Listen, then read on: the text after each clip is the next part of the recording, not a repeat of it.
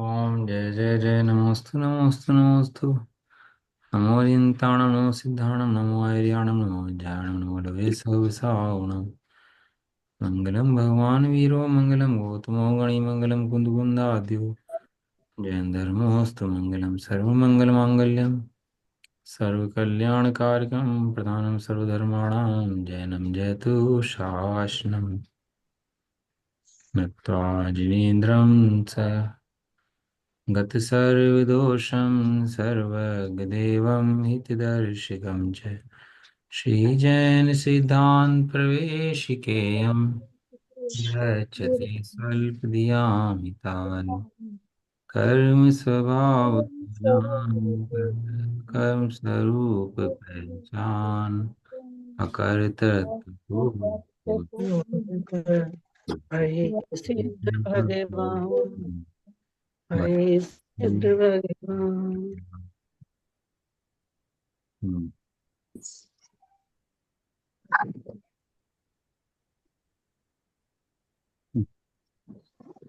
बैठ के दो। आवाज आ रही है? आर्य।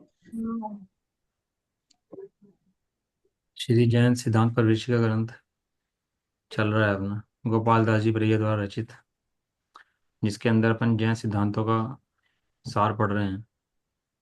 जैन सिद्धांत माने वस्तु स्वरूप के सिद्धांत। ये किसी ने बनाए नहीं है इस सिद्धांतों को कि किसी ने बनाया हो, ये बताए हैं। किसी ने बताए हैं? सर्वज्ञ देव ने बताए हैं। कोई अंदाजे से बताया हो ऐसा नहीं है।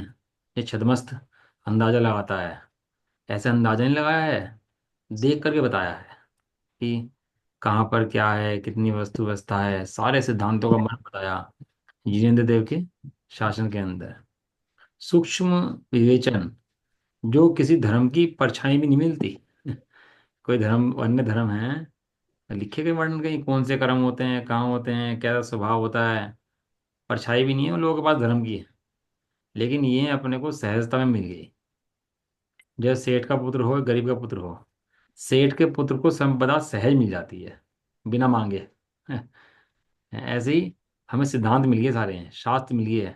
कैसे? बिना याचना करे, बिन जाचे बिन चिंतये धर्म सकल सुख देन है। चिंतामणि से चिंता करनी पड़ेगी, कल्पवृक्ष से मांगना पड़ेगा। है। और कब मिलेगा इनसे भी? यदि पुण्य का उदय हुआ तो मिलेगा, और पुण्य का उदय नहीं हुआ नहीं तो मिलेगा। मांगने से भी नहीं मिलेगा। ये अपने यहाँ विधि है ना, सोना बनाने की विधि है शास्त्रों के अंदर, शायद पढ़ने सारी ग्रंथ के अंदर है, सोना बनाने की विधि लिखी है। उसमें लिखा है नागफणी की जड़, हथनी का मूत्र और शीशा, चार पांच चीजें मिलाओगे तो सोना बन जाएगा। अब लोग के अंदर तो होशियार बहुत है, उन्हें कोई चैतन्य सोना थोड़ा चाहिए। बाहर में सोने की विधि मिल गई तो मजा आ जाए। तो इससे बढ़िया बात क्या होगी? इतना महंगा सोना हो रहा है और घर में बैठे बैठे बन जाए, तो इससे अच्छी बात क्या हो सकती है? लेकिन उसमें लिखा है एक बात, पुण्य के उदय हो तो मिलता है। और पुण्य का उदय ना हो तो इतनी विधि मिलाए तो नहीं मिलेगा।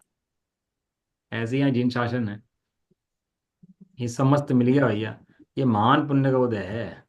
लेकिन इसके बाद भी जीवन में बुद्धि का प्रयोग करके इन सिद्धांतों को समझ ले कि इसका महाभाग्य है। हमारे जैन दर्शन के अंदर अंदाजन लगाया भगवान ने, वस्तु स्वरूप को देख करके उस स्वरूप का वर्णन किया है ना। इसके अंदर बात चल रही है अपनी कर्मों के स्वरूप की। चार्ट खोल लेते हैं अपन लोग एक मिनट इसके कर्मों के स्वरूप का। हम्म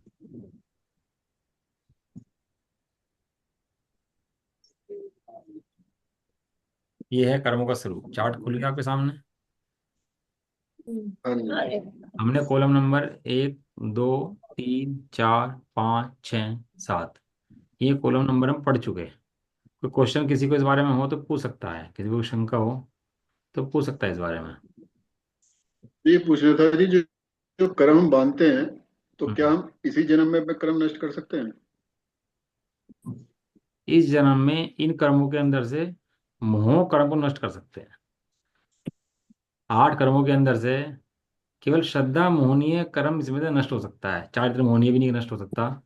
क्योंकि इस जन्म के अंदर मैक्सिमम सातों को नुकसान हो सकता है, क्योंकि उसके लिए सहनन आदि उच्च चाहिए, लेकिन वो सहनन आदि ना होने से कर्म केवल जो मूल कर्म है, जो राजा है वो मर जाएगा।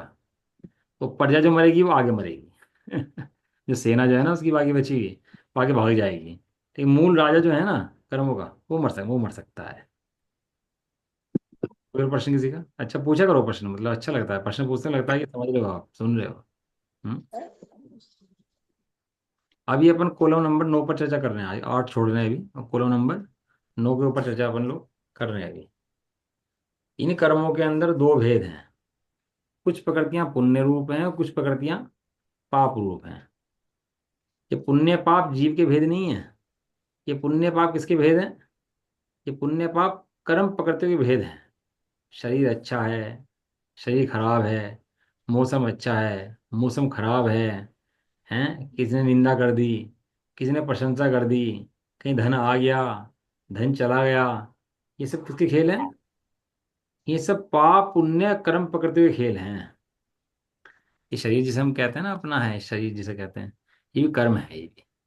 ये क्या है? ये भी कर्म है। एक द्रव्य कर्म, एक भाव कर्म, एक नो कर्म। बताओ बुआ जी, तीनों कर्मों में से कौन सा कर्म है? शरीर, शरीर कौन सा कर्म है? नौकर में क्या आता मतलब है। भाव कर्म, द्रव्य कर्म, भाव कर्म, नो कर्म। शरीर इन तीनों में से कौन द्रव्य सा? कर्म, भाव कर्म, नो कर्म। हाँ, अम्मा जी बताइए। द्रव्य द्रव्य कर्म होगा। कमाल हो गया। नौकर, हाँ और ये जो बाहर की वस्तुएं मिली हुई हैं सभी हैं। सब नौकर में। हाँ जितनी भी तीन चीजें हैं, जो अंदर में सूक्ष्म शरीर बैठा, कार्बन शरीर, उसको बोलते हैं द्रव्य कर्म। और द्रव्य कर्म के उदय में जो सामग्री प्राप्त हुई बाहर में, कुछ भी सामग्री प्राप्त हुई है, उसको बोलते हैं नो कर्म। और जो जीव जुड़ता है अपने ज्ञान को छोड़ करके उसके अंदर, उसको बोलते हैं भाव कर्म। तो जो भाव कर्म है ना, उसके अंदर जो चीज अच्छी लग जाए वो तो है पुण्य, और जो चीज खराब लग जाए उसका नाम है पाप। अभी पुलिस, अब जा रहे थे, पुलिस वाले ने पकड़ लिया, सब करो आपको। पुलिस वाले ने कहा 10,000 रुपये चालान होगा। आपने कहा भाई 10,000 चालान तो बहुत ज़्यादा हो जाएगा, एक काम करो 100 रुपये ले लो, 200 ले लो, 500 ले लो। 500 रुपये लिए और बात बन गई आपकी, 10,000 बच गए। तब पुण्य को दे कि पाप को दे? कंपैरेटिवली दुखी कम ज्यादा है, टोटल मैंने लिखा है इसका नाम। कंपैरेटिवली इन पुण्य पाप के अंदर कम पाप को पुण्य कहते हैं। क्या कहा?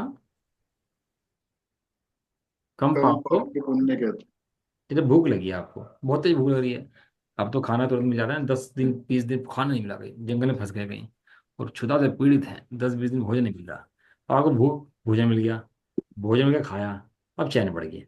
अब पुण्य का उदय हो गया ना आपका, पुण्य का उदय है ना, वो खाना मिल गया आपको। अब फिर दोबारा भूख लगेगी, फिर दोबारा पाप का उदय, फिर दोबारा खाना मिलेगा, फिर पुण्य का उदय, फिर पाप का, फिर पुण्य का, फिर पाप का, फिर पुण्य का। ये जो कम पाप है ना, इसको पुण्य बोलते हैं। लेकिन वास्तव में पुण्य उसे कहते हैं जब दोबारा पाप को उदय आए ही नहीं। हैं। वह सुख सदा ही त्याज्य रे पश्चात जिसके दुख दुख भरा। हाँ।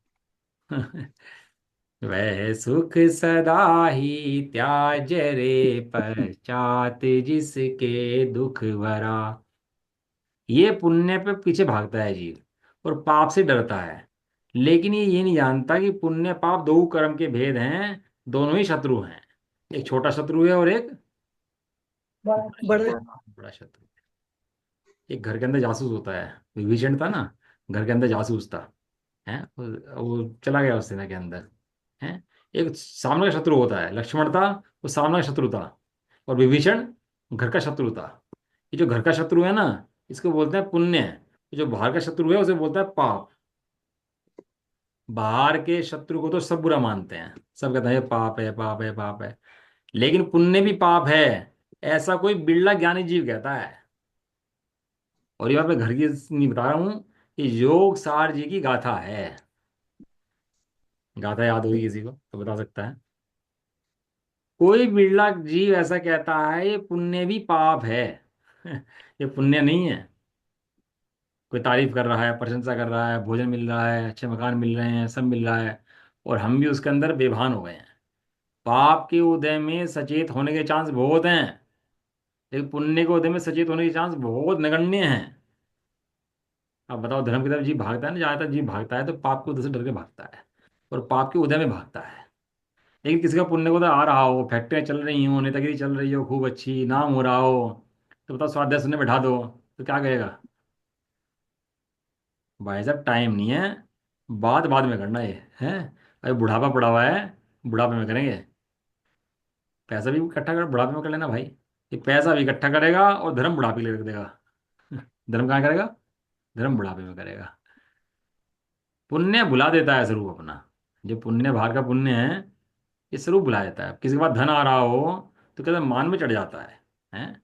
मैं धन देता हूँ, मैं दान देता हूँ। किसी की प्रशंसा हो रही हो, किसी का गला अच्छा हो, हैं, किसी का खाना बनाना अच्छा हो, किसी का क्षयक्षम अच्छा हो, किसी का शास्त्र ज्ञान अच्छा हो, किसी का त्याग नियम व्रत अच्छे हों, कोई व्रत ले सकता हो अच्छे बड़े बड़े, तो कैसे चढ़ता है कि मैं करता हूँ इस काम को, मैं। ये सब काम किसके हैं? पुण्य के उदय के। किसके काम है ये? पुण्य के उदय। पुण्य का उदय है कर्मों का। ये काम किसके हैं? कर्मों के। एक बहुत अच्छा दिमाग हो, गला हो, एक पाप कर्म आ जाए तो भी बदल जाएगा सब, और बदलेगा निश्चित। ये बात समझ लेना। पुण्य सदाकाल रह नहीं सकता, पुण्य सदाकाल आनंद नहीं दे सकता। पुण्य सदाकाल रह नहीं सकता, नष्ट होगा। यश हो, प्रसिद्धि हो, अच्छा गायन हो, अच्छी नाम हो, ये एक दिन क्या होगा? नष्ट होगा। और दूसरी बात है, वर्तमान में जब मिलता है ना, तो तृष्णा को उत्पन्न करता है। किसको उत्पन्न करता है ये? जय। कृष्ण। शांति से नहीं बैठने देता। अभी हम जो गांव में थे तो हमें लगता था कि भाई 1,000, 2,000, 5,000 रुपये बहुत होंगे। फिर 5,000 रुपये कमाए तो क्या लगने लगा, भैया यार कम है, 10,000 रुपये बहुत होंगे। फिर 50,000 रुपये बहुत होंगे, 50,000 रुपये तो लाख, 10 लाख रुपये बहुत होंगे, लाख 10 लाख रुपये तो करोड़ रुपए बहुत होंगे। तृष्णा के कारण इस जीव को सदाकाल दुखी रखता है। कौन? ये पुण्य का उदय। तो तुमने जाने लिखा है, जो तृष्णा का उत्पादक है और नष्ट होने वाला है, वो पुण्य का उदय है कि पाप का उदय है? बताओ भाई। तृष्णा को उत्पन्न करने वाला है ना, तो पुण्य का उदय है कि पाप का उदय है? कृष्णा की उत्पन्न करने वाला तो पाप का उदय है। अभी एसी चल जाएगा घर के अंदर, गर्मी आ जाएगी ना, एसी चल जाएंगे सब। तो पुण्य का उदय कि पाप का उदय है? सब पाप के उदय हैं। पाप के हाँ। उदय हैं। वो गर्मी पड़ी और उसमें से आकुलता हुई, इस आकुलता तूने मिटाने का उपाय कहाँ करा? बाहर में ही करा। तो बाहर की हाँ। दिक्कत है, बाहर में ही उपाय करा है। वो सौतेली माँ हो ना, वो क्या है, बच्चे को चाटा मार दिया। अब बच्चा रोए, अब 4 लोग आ गए तो गाल चला रही बैठ के उसका। अब वो गाल चला के क्या लग रहा, भाई माँ तो बहुत अच्छी है ये। अच्छी है क्या माता? वो गाल चला रही है बैठ करके, है? पहले चाटा मारा फिर गाल चलाया। ऐसे ही ये पाप पुण्य के अंदर भेद है, पहले चाटा मारा पाप ने, फिर पुण्य ने चलाया। और ये समझ लो कि इस जीव को घने से घना तो पाप का ही उदय है। शाकाचार की भाषा में पढ़ा ना, शाकाचार आपने, मतलब खत्म करा ना शाकाचार, आपने पूरा करना शास्त्र। हम्म। हम्म। उसमें लाइन आई थी अच्छी, अनंतानंत दुख की पर्याय भोगने के बाद जीव को कहीं जाकर एक पर्याय इंद्रिय जनित सुख की प्राप्त होती है। बात समझ में आ गई नहीं आई? अभी हम जो इंद्रिय सुख प्राप्त करते हैं ना, खाने का, भोगने का, जो भी करते हैं, इसके पीछे अनंत काल भूखे रह चुके हैं, मर चुके हैं, थक चुके हैं, पिट चुके हैं, बहुत दुखी हो चुके हैं। तब जाकर कोई पुण्य को उदय आया है तो एक समय का भोजन प्राप्त होता है, एक समय का कोई पुण्य को उदय प्राप्त होता है। ये जो 50-60 साल का पुण्य का उदय है ना, इन्हें तो नष्ट हो जाएगा, देखो रुकने तो वाला है नहीं। और उसके बाद ही बहुत लंबे समय तक क्या आएगा? पाप का उदय चलेगा। क्योंकि जीव का असली घर तो निगोद है, असिद्ध है। या तो निगोद में चला जाएगा या सिद्ध में चला जाएगा, दो ही इसके घर हैं। कौन कौन से? निगोद और सिद्ध। निगोद है या सिद्ध। इन बातों को बहुत सूक्ष्मता से विचार किया करो। आप नहीं कर सकते हो रात को लेट के, बैठ के, उठ के, कहीं खाली बैठे हो, इन बातों को बहुत सूक्ष्मता से विचार किया करो कि इन बातों का मर्म क्या है, क्या कहना चाह रहे हैं इसके अंदर। इस जीव के दो ही घर हैं, या तो निगोद या सिद्ध। सिद्ध। और ये जीव स्वयंभू है, चाहे तो अपना स्वभाव देख करके, अनंत ज्ञान है स्वभाव देख करके सिद्ध पद प्राप्त कर ले, चाहे अपने स्वभाव से विपरीत परिणाम करके निगोद चला जाए। निगोद भी अनंत काल रहेगा और सिद्ध में भी अनंत काल। अनंत काल रहेगा। हम भी अनंत काल भैया निगोद में रहेगा आ चुके हैं और यहाँ तक चढ़ के आए हैं। तो और भी जीव ने अपना कल्याण ना करे तो फिर बहुत लंबे समय तक पाप का उदय आ जाता है। वास्तविक पुण्य का उदय उसे कहते हैं जिस पुण्य के उदय में जीव इस पाप पुण्य का नाश कर दे। हम्म। इस पाप पुण्य दो ही है ना, दोनों बेड़ी है ना। एक जे बेड़ी से बांध दिया, एक को लोहे बेड़ी से बांधा, एक को सोने की बेड़ी से बांध दिया, और दोनों कह दिए। बताओ क्या फर्क है? जो कुछ लोहे बेड़ी कोई बांधती फर्क नहीं है, क्यों, जो कोई फर्क नहीं लो है। जो लोहे बेड़ी बांधती त्यों स्वर्ण की भी बांधती। एक पाप की बेड़ी बांधती है और एक पुण्य की बेड़ी बांधती है। दोनों ही बाहर की दृष्टियां हैं। आचार्य देव हमारा जैन सिद्धांत का स्पष्ट सिद्धांत है, जीव की दृष्टि पुण्य पाप से हटाकर स्वभाव स्वभाव पर लेकर आना। ये सारी पढ़ाई जो चल रही है ना अपनी, ये किसके लिए चल रही है? केवल कि जीव की हमारी दृष्टि अनादिकाल से ही है कि जैसे पुण्य का उदय हो और पाप का उदय हो तो क्या होगा हमारे अंदर? पुण्य अच्छा और पाप बुरा। पुण्य भला और पाप बुरा। ये तो सहजता से आएगा। कोई प्रशंसा करे कोई निंदा करे, प्रशंसक को अपने पास रखेगा, निंदक को भगाएगा। कोई लड्डू दे कोई चाटा मारे, तो लड्डू देने वाले को पास में रखेगा, चाटा देने मारने वाले को भगा देगा। इस जीव के अनादिकाल से ऐसी परिणति है। लेकिन ये कहते हैं भैया पुण्य पाप दोनों कर्म के उदय के खेल हैं, तो स्वभाव के ऊपर जाकर के अपने बैठ जा। तो कितनी प्रकृतियां हैं पुण्य की, कितनी प्रकृतियां हैं पाप की, अब अपन समझेंगे। कर्मों के कैसे कैसे उदय आते हैं और क्या क्या नाटक दिखाता है क्या क्या नाटक कर्मों के हैं इससे चलते हैं बाहर में। आपने जो बताया यहाँ पे पुण्य भी छोटा पाप है, तो पाप तो हमें करना ही नहीं चाहिए, तो इसका मतलब पुण्य भी हमें नहीं करना चाहिए। हाँ, सिद्ध बनना चाहिए। सिद्ध बनना चाहिए। पुण्य अपन लोग करते नहीं है, अपन लोगों की हमेशा दृष्टि में पाप बुरे लगते हैं। आप हिंसा कर सकते हो किसी चीटी की, झूठ बोलते हो कैसा लगता है आपको? नहीं यार सही नहीं हो रहा है। किसी के मायाचारी करो कैसा लगता है? सही नहीं है यार, है ना। किसी पर क्रोध करो, हिंसा करो, झूठ बोलो, चोरी करो, अच्छा लगता है चोरी करते हुए? करते तो हैं लेकिन अच्छा लगता है अंदर से कि नहीं यार काम तो गलत हो रहा है। तो परिणति के अंदर सहज ही पुण्य पाप का खेल तो सहज चल ही रहा है। हम इतने जैनी लोग इतने बड़े हिंसक नहीं है, इतने बड़े पापी नहीं है। तो क्या छोड़ना है? ये मान्यता छोड़नी है कि पुण्य पाप को मैं करता हूँ। एक मंद कषाय का परिणाम होता है। किसका परिणाम होता है? मंद कषाय। एक तीव्र कषाय है, एक मंद कषाय है। तीव्र कषाय को पाप बोलते हैं, मंद कषाय को पुण्य बोलते हैं, लेकिन है दोनों कषाय। कषाय किसे कहते हैं? जो आत्मा को कसे, एक ज्यादा कसे और एक कम कसे। दोनों क्या है? दोनों ऐसा है। कषाय हैं। तीव्र मंद का ही भेद है बस। जब ऐसा दृष्टि में आता है कि दोनों ही बंधन है, तो दोनों बंधनों को छोड़ने का उपाय प्राप्त करने का उपाय करता है। तो दोनों बंधनों को छोड़ने का उपाय क्या है? सुबह की भाषा में बात करो तो तीसरी भूमि। तीसरी भूमि कौन सी है? वो है सिद्ध शिला। शुद्धात्मा की भूमि। सिद्ध शिला ही बाद में आएगी, शुद्धात्मा देखेगा तो सिद्ध शिला आ जाएगा। तो इसके अंदर भैया जो अपनी जो प्रकृतियां हैं पुण्य और पाप, देखो ध्यान से। कुछ प्रकृतियां पुण्य रूप हैं, कुछ प्रकृतियां पाप रूप हैं। ये दोनों कम प्रकृतियां हैं। तो नंबर एक तो बात कमाल की इसके अंदर ये है, जितने घातीय कर्म हैं वे सारी प्रकृतियां पाप प्रकृतियां ही हैं। क्यों? क्योंकि जो मेरे गुणों का घात करे वो पुण्य प्रकृति कैसे हो सकती है? ये सारी प्रकृतियां कैसी हैं? पाप। तो कितनी प्रकृतियां हैं घाती कर्मों की? क्या इसका 43। हाँ गुड। 47 प्रकृतियां हैं इनकी घाती कर्मों की। तो जितनी 47 प्रकृतियां हैं सारी ही पाप रूप हैं। वो केवल ज्ञानावरण हो, चाहे मति ज्ञानावरण हो, चाहे शुद्ध ज्ञानावरण हो, चाहे चक्षु दर्शन वर्णन हो, चाहे निद्रा निद्रा हो, चाहे मिथ्यात्व हो, चाहे अंतराय हो, चाहे चारित्र मोहनिया हो, चाहे कषाय हो। जितनी सब भी हैं किसकी हैं? पाप पाप नहीं। पाप। तत्वार सूत्र के अंदर पुण्य पाप दोनों कर्मों को आश्रम में गिना। दोनों कर्मों का गिना? आश्रम। आश्रम। आश्रव दुक्कार घनेरे। ये लिखा क्या पुण्य का आश्रय सुखकार है और पाप का आश्रय दुखकार है? ये लिखा है क्या?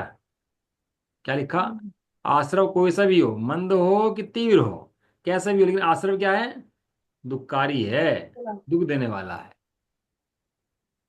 तो घाती कर्म जितने हैं ये मेरे गुणों का घात करते हैं, इसलिए सारे क्या हैं? सब के सब पाप प्रकृतियां हैं, सारी हैं। इनमें अच्छी प्रकृति पुण्य प्रकृति कोई भी नहीं। नहीं है। और जो निद्रा में लेते हैं ना, हमें निद्रा लेके क्या लगता है? अच्छा लगता है। सो के कैसा लगता है? ना सोने को मिले तो बुरा लगता है, और सोने को मिल जाए तो कैसा लगता है? अच्छा लगता है, भैया सो गए। आपको पता है सोना जो है वो पाप प्रकृति है। जब पाप प्रकृति का उदय आता है तो नींद आती है, पुण्य में नींद नहीं आती। ये जितने जीव को भी होता है, क्षुधा लगती है, तृषा लगती है, ये सब हैं, ये सब पाप प्रकृतियां हैं, सब पुण्य प्रकृति कोई नहीं है इसके अंदर से। अब पढ़ेंगे अपने पुण्य प्रकृति कौन सी होती है। ये सब कौन सी? ज्ञानवर्णी, दर्शनवर्णी, मोहनीय और अंतराय, ये सब तो कौन सी प्रकृतियां हैं? ये सब पाप प्रकृतियां हैं। इनमें कोई भी पुण्य रूप प्रकृति नहीं। आयु के अंदर चार आयु हैं: मनुष्य, तिर्यंच, देव और नारकी। मनुष्य, तिर्यंच, देव तो है पुण्य रूप, और नारकी है पाप। पाप। आप कहो तिरंचों की पुण्य रूप प्रकृति कैसे है? तो तिरंची भी थोड़ा सा स्थिरता में रहते हैं, इतना तीव्र पाप को दे नहीं देता तिरंचों के। लेकिन नारकियों को तो बहुत तीव्र पाप को दे देता है, मार काट, वहां तो शांति एक पल को है ही नहीं। इसलिए तीन गति, तीन जो ये हैं आयु, मनुष्य, तिरंच, देव, ये पुण्य रूप है, नारकी जो है पाप। अब आप समझना, जितने भी पुण्य पाप के भेद हैं अघाती कर्मों के अंदर है। क्या कहा? जितने पुण्य पाप के भेद हैं घाती कर्म। अघाती कर्म माने जो जीव के अंदर है ही नहीं, जीव से बाहर है। जैसे आपको कहा था गिलास, काला गिलास, सफेद गिलास। तो काला गिलास है तो उसको बोलते हैं पाप का उदय है, और सफेद गिलास है तो उसको बोलते हैं पुण्य का उदय है। लेकिन है दोनों के दोनों जीव से, हाँ। दोनों जीव के अंदर से जीव से कोई संबंध का है ही नहीं। जीव से जीव अपने से संबंध मानता है मोहनीय कर्म के कारण। शरीर काला है कि गोरा है, इससे आत्मा को क्या फर्क पड़ता है बताओ? अब मैं कहूं कि काला रंग तो पाप का उदय है और गोरा रंग पुण्य का उदय है। कब है? जब जीव माने तब है। और वेस्ट इंडीज में कोई गोरा आदमी हो जाए ना उधर, तो उसके लिए पाप का उदय है। शादी नहीं हुई उसकी वहां पर काले आदमी की, वेस्ट इंडीज में। क्यों नहीं होगी? क्योंकि वहां सारे काले काले पूजा होते हैं सब कालों की, ऐसा। नहीं, लेकिन जब हम पाप और पुण्य उदय को बंद मानते हैं और उसको अच्छा नहीं मानते, ना पुण्य उदय को अच्छा मानते हैं ना पाप उदय को अच्छा मानते हैं, फिर इनकी चर्चा इतनी क्यों करते हैं? इन्हें फिर बताते हैं कि जो दोनों उदय ही बंद के कारण है, और इनकी बंद के कारण और ये हमारे लिए ठीक नहीं है। आप कहते हो कि नहीं, दोनों बंद तो बंद ही है, चाहे सोने की बेड़ी हो चाहे लोहे की बेड़ी हो, फिर हाँ भी हम इनकी चर्चा जरूरत से ज्यादा करते हैं। दूसरा क्वेश्चन, अगर पुण्य का बंद नहीं हो, जो मेरी क्वेरी है, अगर पुण्य का बंद नहीं हो तो मैं हो सकता है निगोद गति में चला जाऊं, तो वहां भी क्या मेरा कल्याण हो जाएगा, सम्यकता आ जाएगी? उसके लिए तो या तो मुझे मनुष्य श्रेणी में आना पड़ेगा, या त्रियंच गति में अगर सम्यकता आती तो वहां आना पड़ेगा। तो उसके लिए पुण्य का बंद जरूरी है। बराबर है। हो गया आपको क्वेश्चन? हो गया? आप बताओ इसके बारे में थोड़ा सा हाँ, ज्ञान दो। तो एक चर्चा इसकी इसलिए करी जाती है कि जीव की दृष्टि पुण्य और पाप के ऊपर हमेशा लगी रहती है। तो उसको बताते हैं भैया जो पुण्य का उदय तू समझता है, ये पुण्य का उदय नहीं है, कर्म प्रकृति का उदय है, वो तेरे उदय नहीं है। तो उसको भेद करके पढ़ाया जाता है उसको कि भैया तू दो मानता है, दो नहीं है, एक ही है पुण्य और पाप। लेकिन तू अच्छा मानता है तो पुण्य, और बुरा मानता है तो पाप है ना? नंबर एक बात। नंबर दूसरे क्वेश्चन क्या पूछा था आपने? पुण्य का उदय भी जरूरी है ना? हाँ, पुण्य का उदय जरूरी नहीं है, पुण्य का उदय ना हो तो हम सिद्ध बन जाएं। ये क्वेश्चन स्वामी जी से पूछा था कि पुण्य का उदय हो ना हो तो हम क्या होगा? कि पुण्य का उदय तेरा ना हो ना तो सिद्ध होगा। कैसे? पुण्य का उदय ना हो तो पाप भी नहीं होगा, सिद्ध हो जाएंगे। नहीं आप नहीं, आप पूजा पढ़ते हो डेली और प्रतिज्ञा पाठ पढ़ते हो, उसके अंदर प्रतिज्ञा पाठ में डेली पढ़ते हो पुण्यम नहीं, समग्र ये जो आंसर में है ना, गमना जुहोमी। ये आंसर जो है ना, इनकम्प्लीट है। चाहे वो स्वामी जी ने भी उत्तर दिया है, पर मुझे ये इनकम्प्लीट लग रहा है। क्योंकि अगर पुण्य का उदय नहीं होगा तो मैं तो जैन धर्म में नहीं आऊंगा, जैसे हमें कहा गया, संघी पंचेंद्रिय नहीं बनूंगा, मैं निगोद में चला जाऊंगा। अगर पुण्य का उदय नहीं होगा, पुण्य का उदय नहीं होगा तो पाप का उदय होगा, पाप का उदय नहीं होगा तो पुण्य, दो में नहीं से नहीं एक तो नहीं, होगा, ये किसने कह या दिया एक भी पुण्य नहीं का उदय नहीं होगा। होगा तो पाप का उदय होगा? ये कब कह दिया? पुण्य का उदय नहीं हुआ तो पाप का उदय भी नहीं होगा। अगर पुण्य और पाप का उदय नहीं होगा तो वो कब नहीं होगा? वो जब कब नहीं जिसको होगा? जब जब मैं जीव ने हर चीज को न्यारा मान लिया, तब नहीं होगा। तब नहीं होगा तो सिद्ध शिला पे जाना, तो फिर तो सिद्ध शिला के लायक ही हो गया मैं तो स्वयं ही। सिद्ध जिला के लायक ही हो। आप डेली पूजा पढ़ते हो, प्रतिज्ञा पाठ पढ़ते हो, उसमें आप कहते हो पुण्यम समग्र मेहे में कमरा जुहोमी। मैं पुण्य को होम करता हूँ। ये कहते हो कि पुण्य को रखता हूँ, पाप को होम करता हूँ। डेली पढ़ते हो ना पूजा तो? क्यों जी? क्या पढ़ते हो नहीं, इसके अंदर? पूजा पढ़ते हैं, पर मैं सही बताऊं, मैं तो पुण्य को रखता हूँ। आप रखो तो वही शास्त्र की मानो या तो अपनी मानो। शास्त्रों में कह रहे हैं पुण्य हे है, सारे आचार्य कह के रख गए पुण्य हे है, पुण्य उपादेय नहीं है, पुण्य वो शास्त्रों छोड़ने की की है। माने पर जब कोई चर्चा होती है और समझने की कोशिश करें तो समझ में आनी चाहिए ना, बात समझ में आएगी तभी तो उसको अपनाना चाहिए, या आंख बंद करके अंधविश्वास की तरह मान लेना चाहिए। हाथी का दृष्टांत दिया था आपको। हाथी दृष्टांत में ये कहा था कि एक हाथी पकड़ने का विधि होती है, बताया था आपको, याद है नहीं है? याद है। हाथी पकड़ने की विधि होती है, गड्ढा खोदते हैं और उसके सामने एक कुटनी हथनी रखते हैं। वो हाथी कुटनी हथनी की तरफ भागता है तो रास्ते में गड्ढा होता है और गड्ढे के अंदर गिर जाता है। और गड्ढ गिर जाता है तो वो पड़ा रहता है वहां पर 10-15 दिन के लिए। तो 10-15 दिन के बाद एक आदमी वहां पर आता है और उसको रोटी खिलाता है और थोड़ी सी खाना खिला कर चला जाता है। फिर वो फिर 10-15 दिन पड़ा रहता है वैसे ही। 10-15 दिन के बाद वो फिर आता है आदमी, फिर खिलाता है। तो उस हाथी को उसके प्रति वात्सल्य हो जाता है, उसके जो खिलाता है रोटी हैं। जब वात्सल्य उसको हो जाता है, बारंबार खिलाता है, तो 2-4 महीने निकल जाते हैं। तो फिर उसको वहां से निकालता है और निकाल कर अपने काम पर लगा देता है उसको। फिर उसको जो आदमी कहता है वो हाथी वो काम करता है। जो हाथी कुछ नहीं करता, वो लठड़ लठड़ होता है। देखा होगा आपने, चैन से बंधा रहता है, लठड़ होता रहता है। हैं? वो क्या क्या समझ लिया उसने? ये मेरे लिए उपादेय है। अब वो उसकी नौकरी करता रहेगा पूरी जिंदगी बैठ करके, छोड़ नहीं पाएगा उसको। क्यों? क्योंकि उसने उसको उपादेय जान लिया। उसने रोटी खिलाई थी उसको, उसका उसका उसका उसका ऊपर वो करा था उसका उसका शक्ति का ना घात करा था। क्या करा था उसने? लेकिन वो मोह के वशीभूत होकर उसको भला मानता है और उसकी नौकरी करता रहता है।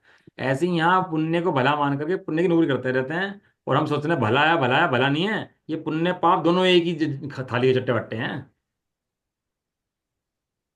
सोचना, आप विचार करना। शास्त्र में मैं गाथा का तो आचार्य को भी गाथा भेज दूंगा, आप वहां से रेफरेंस पकड़ लेना आप उनके। ठीक है ना? ठीक है। गोत्र कर्म के दो भेद, उच्च गोत्र नीच गोत्र। उच्च गोत्र कैसा है? पुण्य। और नीच गोत्र कैसा है? पाप को होता है। कोई जैसे ये नीच गोत्र होते हैं तो इसको पाप को कहते हैं, और उच्च गोत्र को पुण्य का होता है। वेदनीय कर्म के अंदर साता साता, ये तो नाम से पता लग रहा है आपको। साता मने और असाता मने पाप। ये तो नाम से ही है, जगत में फेमस है ये तो। नाम कर्म के जो भेद हैं, अब इसके अंदर पढ़ना आप। गति है मनुष्य त्रियंच देव नारकी। मनुष्य है पुण्य, त्रियंच है पाप, देव है पुण्य, नारकी है। इसके अंदर क्वेश्चन मेरा है कि त्रियंच आयु तो पुण्य रूप है और त्रियंच गति पाप रूप है। अभी हमने पढ़ी ना त्रियंच गति, त्रियंच आयु पढ़ी थी ना अभी हमने। आप सोचना इस बारे में, कल बात करेंगे इस बारे में कि त्रियंच या जो तुरंत। आयु ली है वो पुण्य में ली है और त्रियंच गति जो ली है वो पाप में ली है। हमारे चार्य देव ने कर्मों की प्रकृति जो है, तो ऐसा क्यों है? ये विचार करके बताना आप लोग, दोनों में नहीं, डिफरेंस। त्रियंच आयु पाप। इतनी जल्दी समझ में नहीं दोबारा आती। बोलो भैया जी, क्वेश्चन दोबारा बोलो। दोबारा दोबारा क्वेश्चन। बोलना क्वेश्चन। देखो ऊपर जाता हूँ मैं। ऊपर जो आयु है, 4 आयु है। कर्म हाँ नंबर पकड़ लो आप इसके अंदर 49। 49 के अंदर त्रियंच हाँ आयु है। त्रियंच आयु की कर्म प्रकृति कौन सी है? पुण्य की पाप है? पुण्य है। और यहाँ 57 के अंदर है त्रियंच गति। तो त्रियंच गति पुण्य की पाप। पाप। तो दोनों के अंदर फर्क बताना आप सोच के क्या है। कल पूछूंगा आपसे, किसने सोचा तो किसने बताया। 2-3 क्वेश्चन लिया करो ऐसे सोचने के लिए। नहीं तो त्रियंच त्रियंच जो आयु है वो पुण्य की प्रतीक है। आप सोचना, कल बात करेंगे, बताना कल, थोड़ा विचार चलो करो ठीक इसके है। ऊपर कल एकदम। कल कल बताएंगे। आप कैसे हाँ, क्वेश्चन रोज दे दिया करो फिर आप। तो भैया अनुपूर्व। ये बहुभूमि के त्रियंश होते हैं भोगों में, उनके लिए नहीं पुण्य। नहीं, वो सभी की बात है, सारे त्रियंच गति एक में पकड़ ली उन्होंने। त्रियंच आयु और त्रियंच गति में सारे एक इंद्रिय से लेके और भोग भूमि पंचेंद्रिय संघ पंचेंद्रिय सबकी चर्चा इसके अंदर आ गई है, कोई भाई बसता नहीं इसके तिरंज अंदर।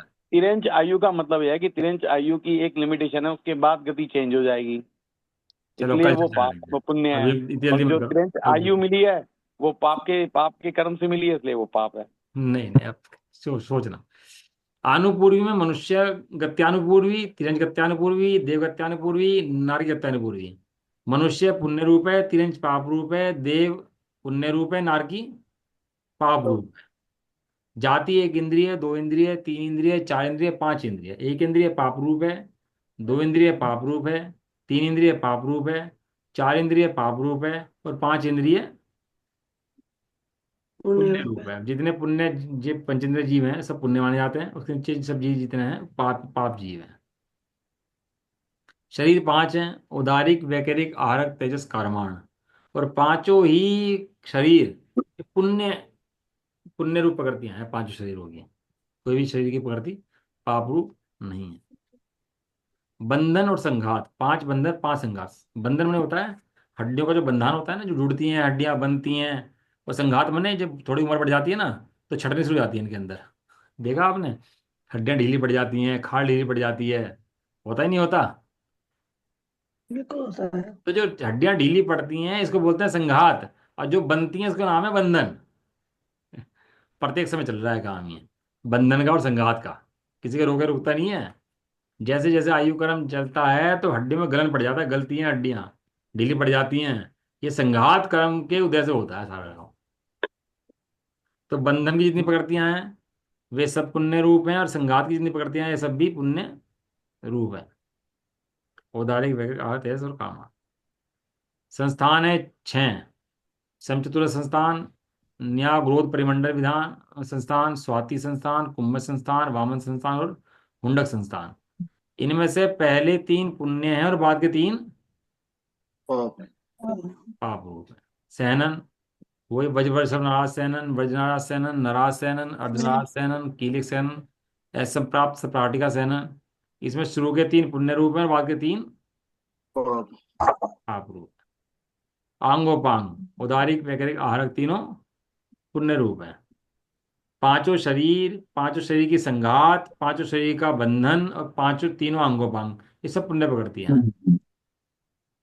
अब इसके अंदर आता है पुद्गल। पुद्गल के हैं चार भेद, स्पर्श, रस, गंध और वर्ण।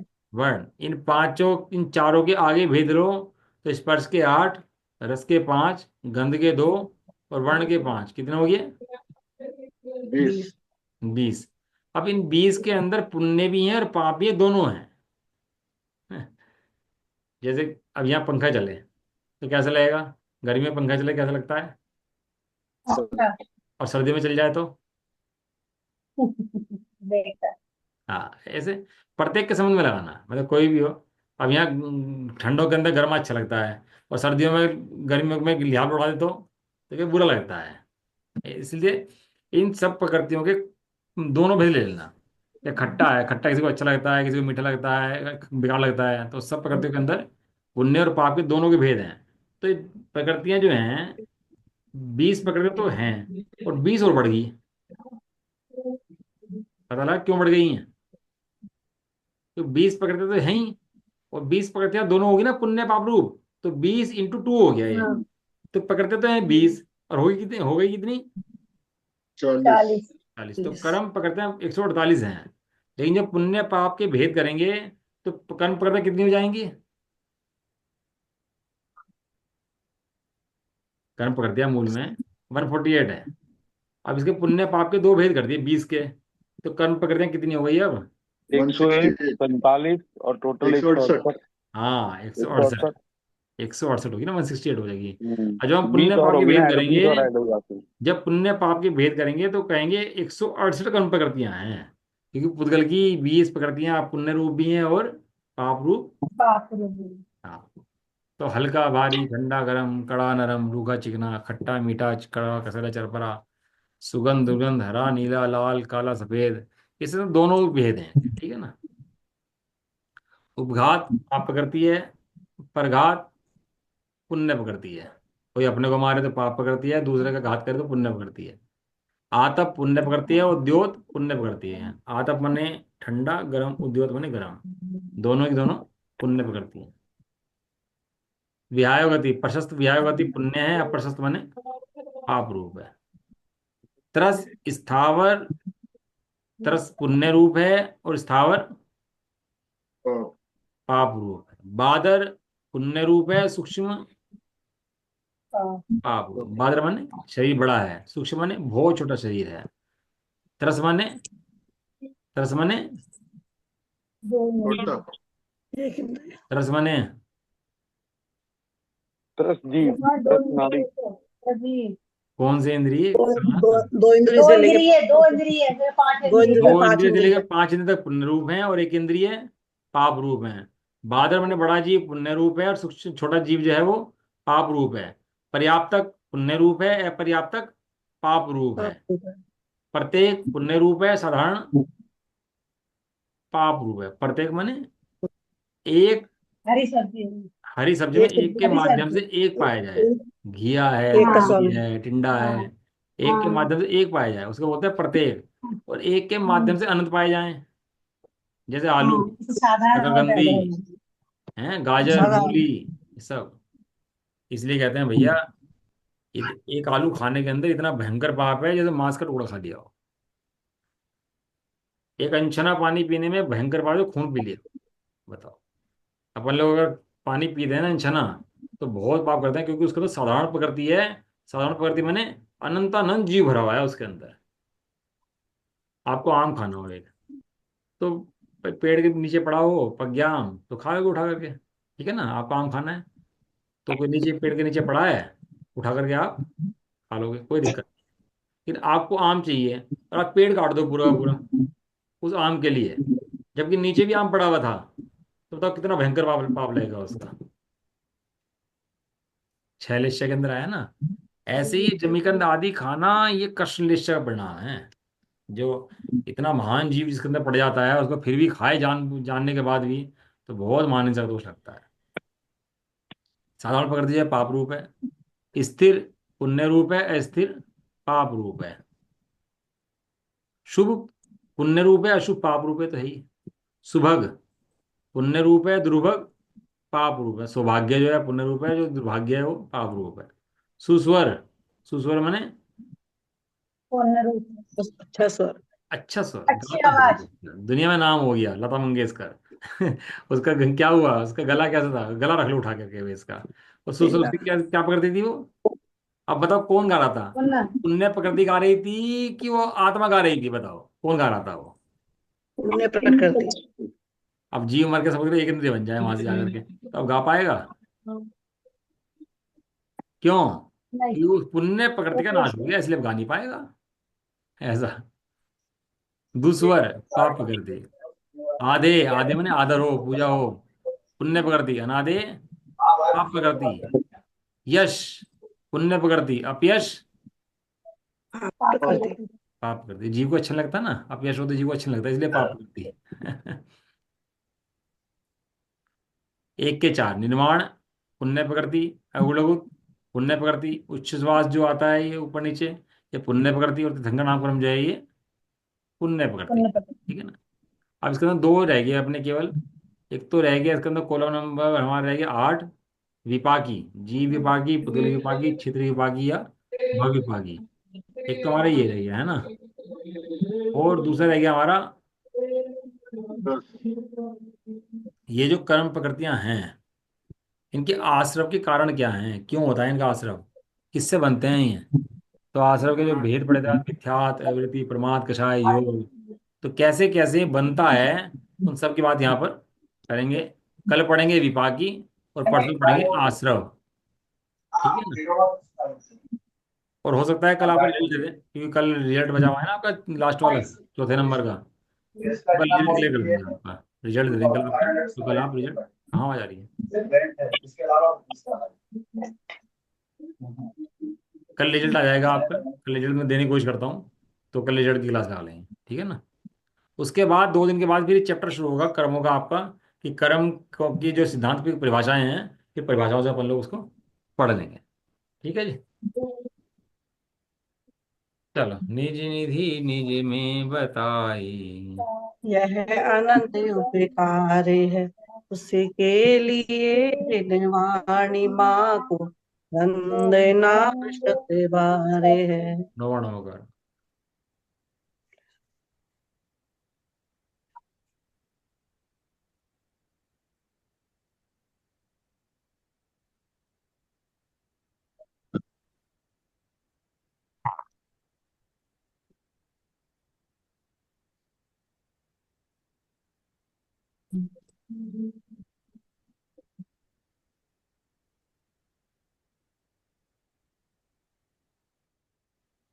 जबरदस्ती निर्णय माता की। जय हो। जय महान जैन धर्म की। जय हो। जय हो। एक साथ बोलिए। जय जय जिनेन्द्र, जय जय जिनेन्द्र, जय सबको जय सबको जिनेन्द्र। जय, बिल्कुल सभी जय को जय। जय।